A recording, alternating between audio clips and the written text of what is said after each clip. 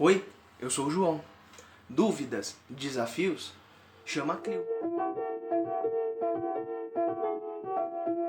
E antes da gente começar o nosso vídeo de hoje, já vou pedir para você clicar em se inscrever, dar o joinha, comentar, compartilhar com quem você achar legal. A gente vai começar a falar um pouquinho sobre a Mesopotâmia, tá?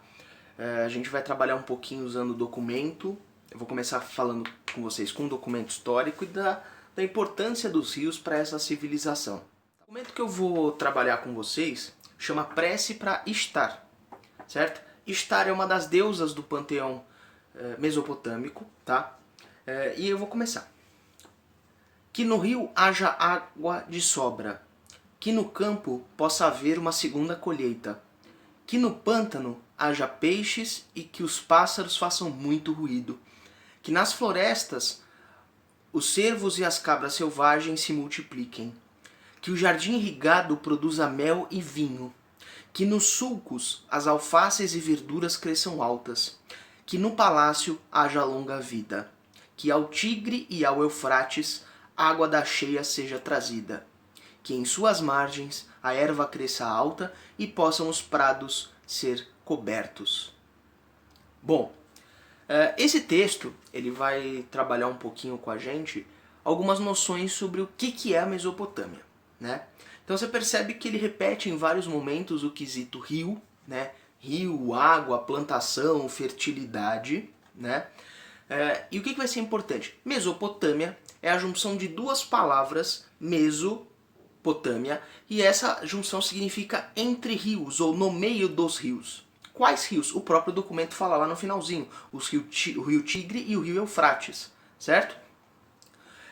Lembrando, fazendo essa capitalização, a gente falou um pouquinho lá da civilização, da formação das civilizações sedentárias e que vão surgindo as primeiras cidades próximo aos rios, certo? O volume de pessoas foi aumentando e criou-se a necessidade de se organizar tudo isso a partir de cidades e governos, certo? Bom, e aí o que é importante também, os rios foram importantes para você ter a questão da produção de alimentos, né?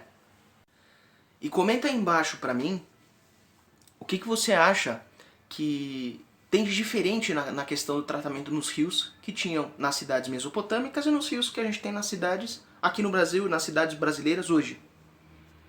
Bom, então voltando lá, haja água de sobra, né? Água de sobra, colheita, então tudo isso está ligado à questão da produtividade. Então a Mesopotâmia vai ser essa civilização que vai se desenvolver ao próximo aos rios Tigre e o Eufrates, certo? Esse termo Mesopotâmia ele é antigo, né? E hoje corresponde à região do atual Iraque, certo? Bom, para começar, essa questão dos rios, quando você tinha a época da cheia, isso você pega abril e maio, na época certa ali na Mesopotâmia, os rios transbordavam, as margens ficavam fertilizadas com material orgânico, certo? Com isso, esses povos que foram se fixando na região da Mesopotâmia conseguiam plantar melhor os seus alimentos, né? E com isso eles tinham uma produtividade muito grande na colheita, certo? Que é uma coisa que bate de frente bastante no documento, né?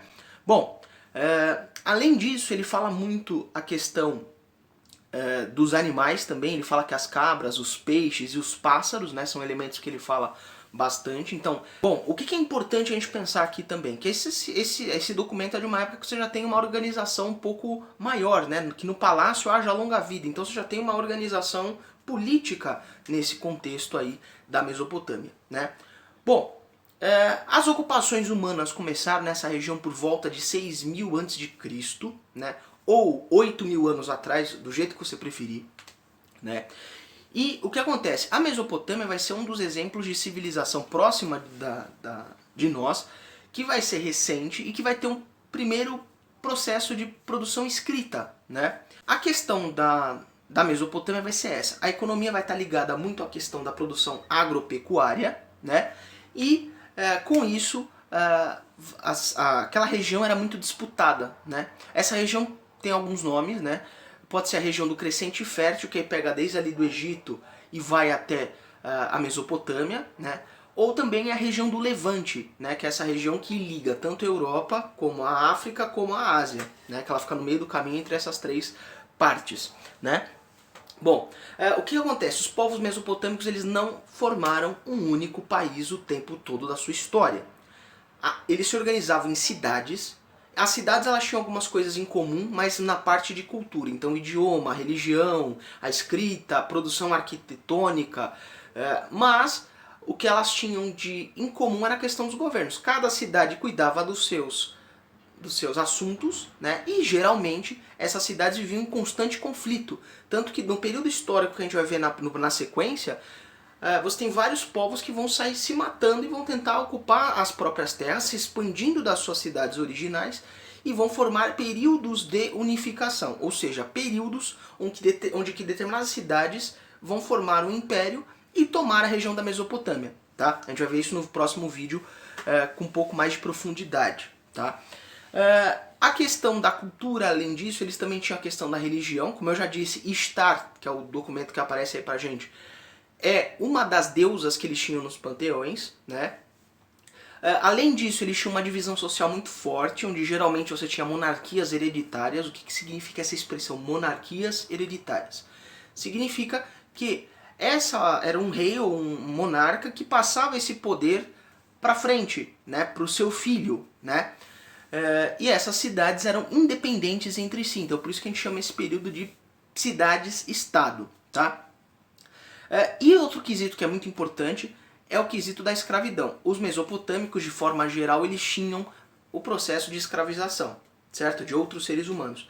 E essa escravização podia acontecer por duas formas, por dívida ou por conquista de territórios, e aqueles povos eram capturados e transformados em escravos, certo? E lembrando, dúvidas e desafios, chama a Clio.